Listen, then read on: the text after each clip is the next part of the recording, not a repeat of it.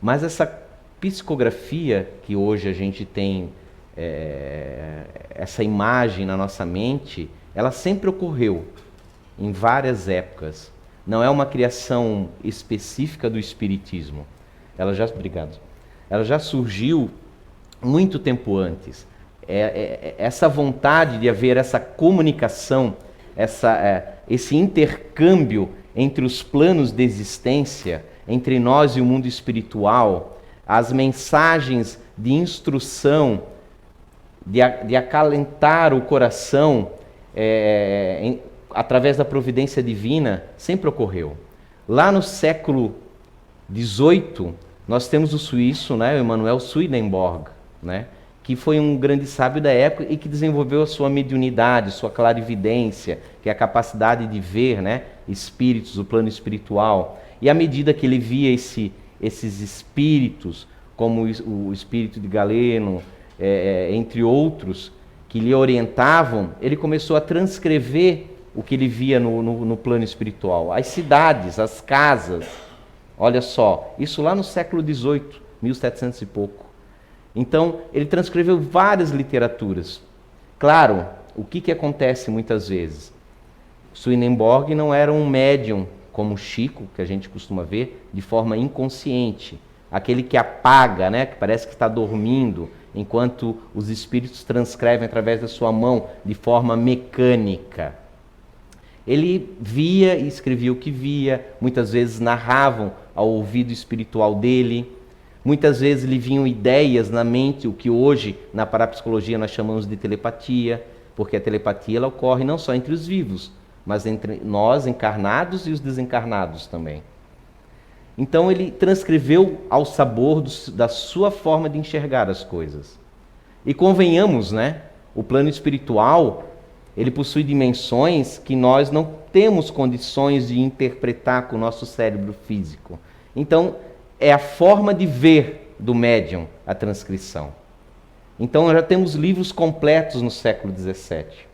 Para chegarmos na psicografia, que nós comumente temos na nossa mente, né? A psicografia através da mediunidade espírita, temos que falar também do magnetismo. Porque muitas vezes nós falamos dos precursores do espiritismo, que é o Manuel Swedenborg, é um desses, por causa dos seus relatos do plano espiritual, mas esquecemos que Mesmer, quando trouxe a fluidoterapia, o passe para o mundo, ali por volta da segunda metade do século XVIII, os seus estudos se expandiram para outros pesquisadores, chegando a um dos seus alunos, o Marquês de Puysegur, que ele percebeu, e Mesmer já tinha também visto essa situação, que algumas pessoas, ao aplicar o passe, por algum motivo adormeciam através daquele passe magnético, assim denominado. E essas pessoas adormeciam, mas pareciam que estavam acordadas, num sonambulismo, denominado sonambulismo magnético. E através desse sonambulismo magnético, elas enxergavam através da visão espiritual, porque elas desenvolviam clarividência. Muitas vezes elas próprias, magnetizando, entrando nesse sono artificial, elas se autodiagnosticavam, necessitavam de ajuda, geralmente procuravam os magnetizadores, que era na época chamada de mesmerismo, para receberem tratamento, porque estavam adoentadas, e elas próprias nesse transe, nessa alteração de consciência, elas próprias conseguiam analisar a situação do seu corpo e dizer o que estava de errado para o magnetizador. Como se tivesse uma visão para dentro de si. Marquês de Puysegur tinha percebido isso, Mesmer também, mas Mesmer achou perigoso botar essas pessoas e não recomendava. Mas o Marquês começou a trabalhar com isso. E através desse trabalho, no começo já do século XVIII, é que nós veríamos a ter uma expansão enorme de comunicações.